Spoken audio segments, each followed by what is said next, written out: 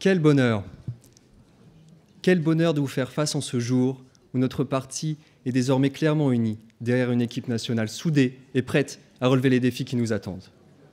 Ça a parfois été dur, un peu désespérant par moments, mais finalement, nous avons prouvé que nous étions capables de faire cette réunification et nous l'avons faite.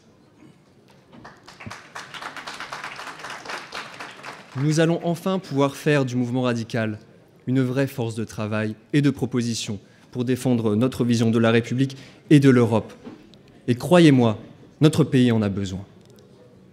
Et vous pouvez compter sur les jeunes radicaux pour se relever les manches et faire de cette réunion confirmée une véritable refondation du radicalisme qui pourra s'appuyer sur un parti plus ambitieux, plus moderne, plus en phase avec les attentes des Français. Et quel plus beau combat pour écrire cette nouvelle page que celui de l'Europe. Un combat, il est vrai, difficile, voire que certains n'hésiteraient pas à qualifier de périlleux, de risqué, mais c'est uniquement en relevant de tels défis que le radicalisme s'imposera à la place qui est la sienne, celle d'un parti profondément européen, qui n'a pas peur d'aller en première ligne pour défendre les valeurs qui sont les siennes. Oui, cette tâche sera ardue, car tout reste à réinventer.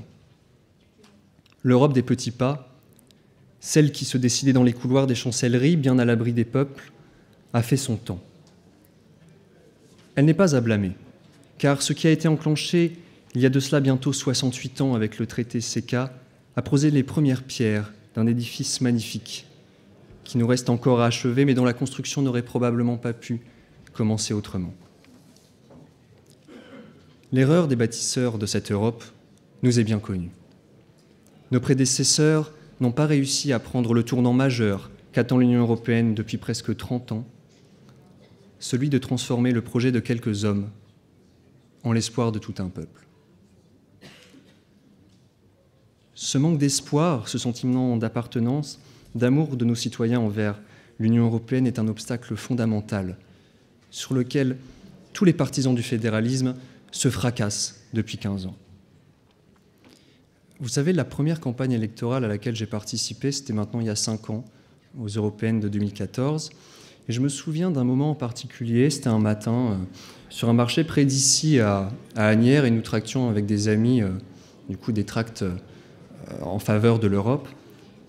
Et j'avais été profondément marqué par le regard des gens à la vue de ce en quoi nous croyons, ce que nous défendions. Le mélange de méfiance et de colère froide dans les regards, ça m'a vraiment choqué. Et je ne comprenais pas comment on pouvait être contre le projet qui était... je tiens à saluer du coup Laurent et Pierre Moscovici qui font leur entrée. Je crois que nous allons pouvoir applaudir Pierre Moscovici, commissaire européen qui vient de nous rejoindre.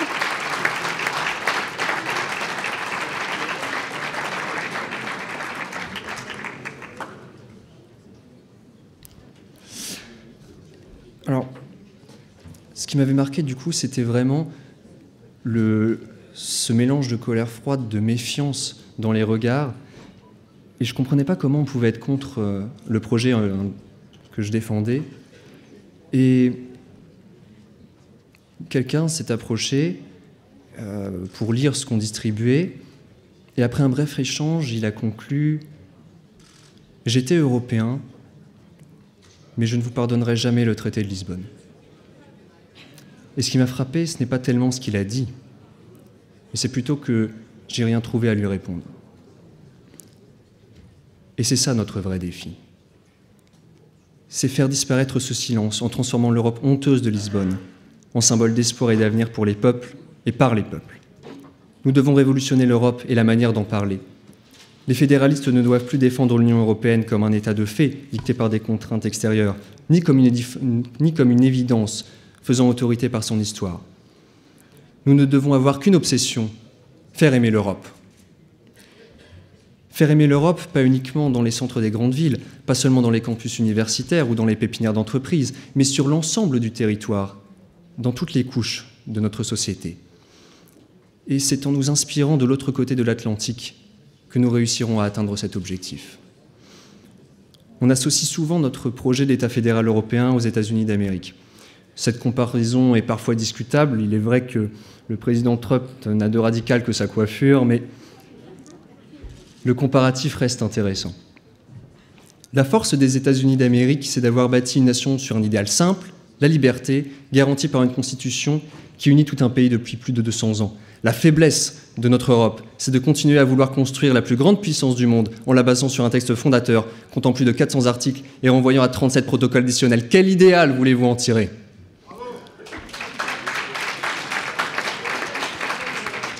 Le souffle fondateur que nous devons animer pour refonder l'Europe doit passer par des principes simples, appliqués sans concession.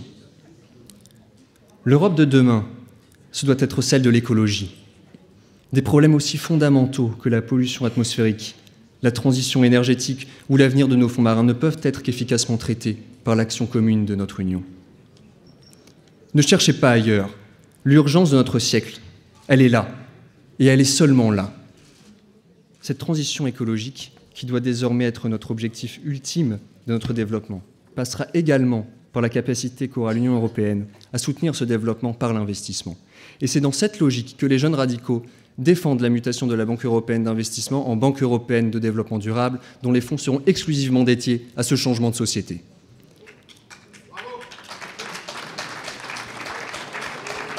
En faisant de l'Europe une réelle gardienne du bien-être environnemental, c'est un idéal d'avenir meilleur que nous insufflerons. L'Europe de demain, ce doit être aussi celle des droits. Notre continent s'est toujours voulu à l'avant-garde dans ce domaine. Chaque citoyen européen doit se voir garantir les mêmes droits et les mêmes libertés, et pas uniquement en matière économique. Parmi ceux-là, je pense bien sûr aux droits des femmes. Notre continent ne peut plus accepter que des mouvances réactionnaires menacent des acquis fondamentaux tels que le droit à l'avortement, comme le fait actuellement en toute impunité l'actuel gouvernement polonais. Et l'Europe doit aller plus loin en ne faisant pas que défendre ce qui devrait être un acquis, mais aussi en se fixant pour ambition une parité salariale effective et absolue partout dans l'Union avant les prochaines élections européennes de 2024.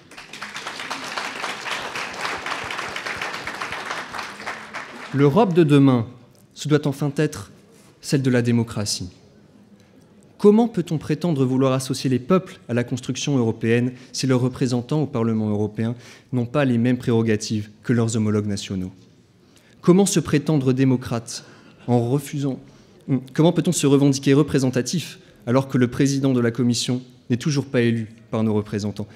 C'est pourtant uniquement à travers de telles mesures que nous pourrons laver l'affront qu'a constitué le traité de Lisbonne pour nombre de nos citoyens. Europe des droits, Europe de l'environnement, Europe de la démocratie, c'est uniquement par la mise en œuvre implacable et intransigeante de ces principes que nous réussirons à donner à l'Union européenne le souffle qui lui manque encore pour transformer cette superstructure juridique froide et distante en fondation solide pour porter l'avènement de ce en quoi nous ne devons jamais cesser de croire, les États-Unis d'Europe.